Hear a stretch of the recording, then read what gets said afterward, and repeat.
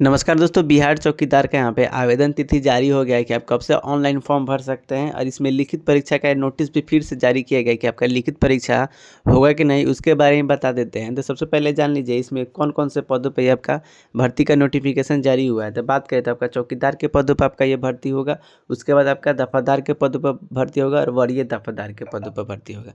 तो ये आपका ऐसे पदों पर भर्ती नहीं हुआ है जो यहाँ पे मान लीजिए आपका जो चौकीदार में जिनका भर्ती होगा उनका प्रमोशन होकर यहाँ पे दफादार के पद पर आएंगे और दफादार के प्रमोशन हो जाएगा तो वो वरीय दफादार के पदों पर आ जाएंगे। ठीक है, तो स्तर की बात करें तो आपका मूल कोटि हो जाएगा प्रथम प्रोन्नति स्तर और द्वितीय प्रोन्नति स्तर यहाँ पे लिखा भी हुआ है। ठीक है, तो चलिए फुल डिटेल्स से बात करते हैं कि इसमें एलिजिबिलिटी क्या रखा गया है, लिखित परीक्षा होगा तो उसमें मापदंड क्या रखा गया, सब कुछ फुल डिटेल्स में हम आपको बताते हैं। तो दोस्तों शैक्षणिक योग्यता देख लीजिए, शैक्षणिक योग्यता इसमें क्या रखा गया है। तो चौकीदार के पदों के लिए आपको कम से कम 10वीं पास कर लिए होंगे तो आप ये फॉर्म भर सकते हैं।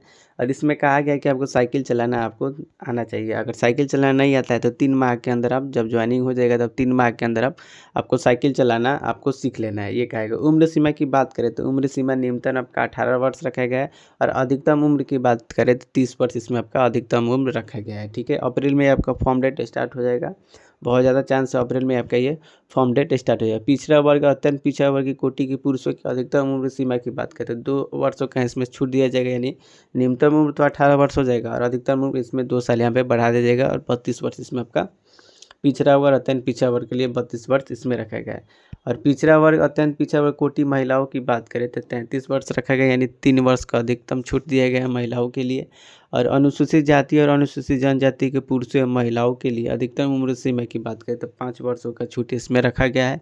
लमसम आपको 35 वर्ष आपको यहाँ पे 35 वर्ष के होंगे तो भी आप ये फॉर्म भर सकते हैं। राज्य की इसमें बात करें तो इसमें राज्य के गृह रक्षकों की उम्र सीमा 5 वर्षों की छूट दी जाएगी, यानी जो होमगार्ड में होंगे वो चाहते हैं फॉर्म भरना और 3 साल कंप्लीट कर लिए होंगे तो उनको यहाँ पे छूट दिया जाएगा, 5 वर्षों का इसमें आपका छूट दिया जाएगा। ठीक है, आरक्षण की बात करें तो इसमें वैसा ही आरक्षण यहाँ पे दिया जाएगा। ठीक है, चयन प्रक्रिया की बात करें तो आपका चयन प्रक्रिया कैसे होगा, जिला पदाधिकारी द्वारा अपने जिला में चौकीदार पद पर सीधी नियुक्ति हेतु प्रत्येक 1 अप्रैल की स्थिति के आधार पर रिक्तों की गणना के अनुसार सक्षम पदाधिकारी को रोस्टर क्लियरेंस कराते हुए कोटिवार रिक्तों पद की और इसमें विभाग 30 अप्रैल तक उपलब्ध करा दी जाएगी। ठीक है, 30 अप्रैल तक आपका नोटिस जारी हो जाएगा, हर जिले का अलग अलग यहाँ पे नोटिस जारी होने वाला है। ठीक है, परीक्षा की प्रकृति की बात करें तो आपका परीक्षा कैसे होगा, तो परीक्षा की तिथि की बात करें तो आपका परीक्षा में आपका 75 यहाँ पे क्वेश्चन पूछा जाएगा और इसमें आपका अंकों की लिखित परीक्षा यानी 75 अंकों की लिखित परीक्षा होगा एवं 50 अंकों की आपका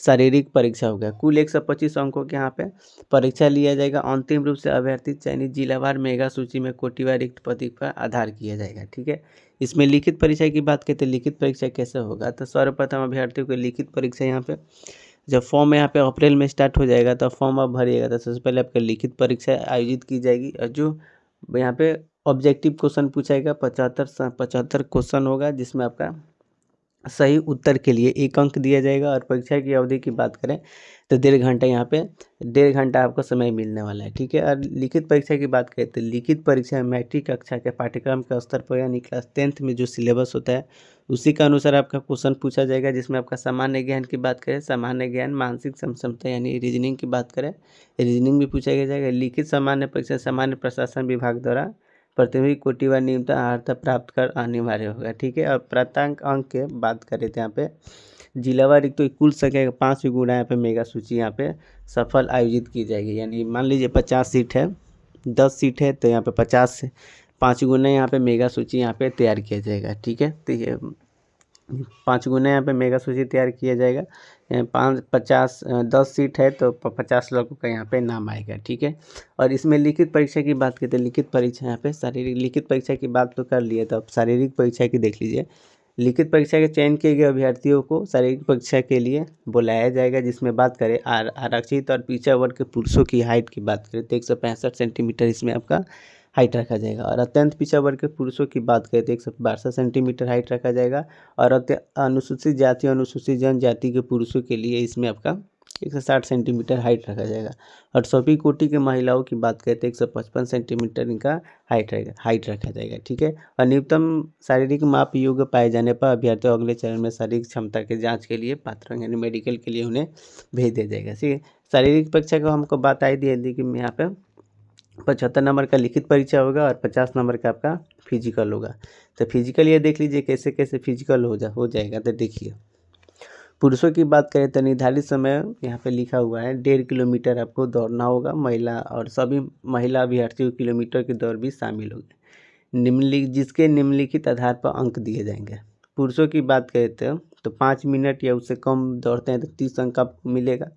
5 मिनट 1 सेकेंड 5 मिनट या 30 सेकेंड तक दौड़ते हैं तो 24 अंक मिलेगा। और 5 मिनट 31 सेकेंड आपको दौड़ते हैं तो 18 अंक मिलेगा। ये हटा दीजिए, ये कोशिश करिएगा कि 5 मिनट या उससे कम में हम अपना दौड़ यहाँ पे कंप्लीट करें तो आपको 30 अंक यहाँ पे मिल जाएगा।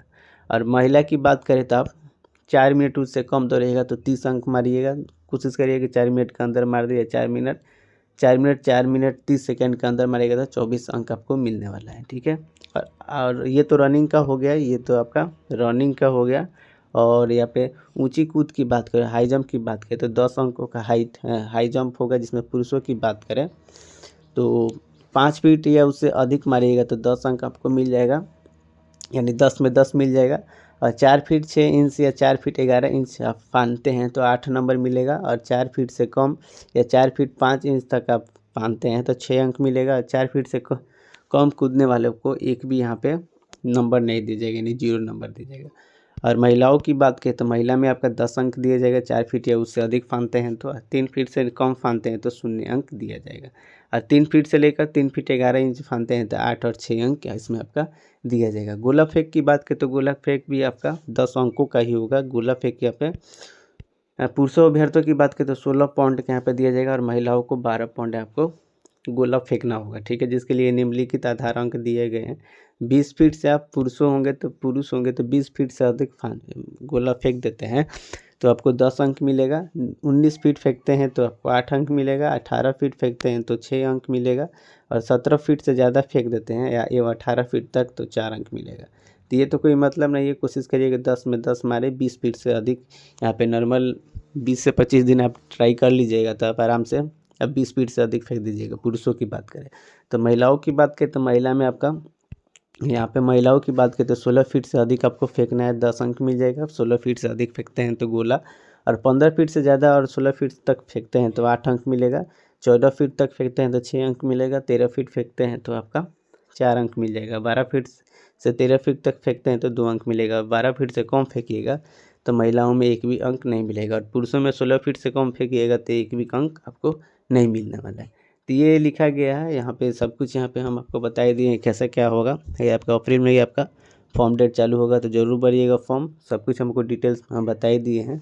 और यहाँ पे लिखा है निर्धारित समय दौड़ पूर्ण करने वाले अभ्यर्थियों की ऊंची कूद या गोला समिति होने वाले अवसर प्रदान किया जाएगा। दौड़ में असफल अभ्यर्थियों को उम्मीदवार यहाँ पे समाप्त हो जाएगा। यानी दौड़ में आप कंप्लीट नहीं कर पाते उतने सेकंड में तो आपको वहीं आपको हटा दिया जाएगा। ठीक है, तो ये नोटिस में ये सब लिखा हुआ था। अगर आपको वीडियो पसंद आए तो वीडियो को लाइक शेयर सब्सक्राइब जरूर करिएगा। Thank you so much. जय हिंद।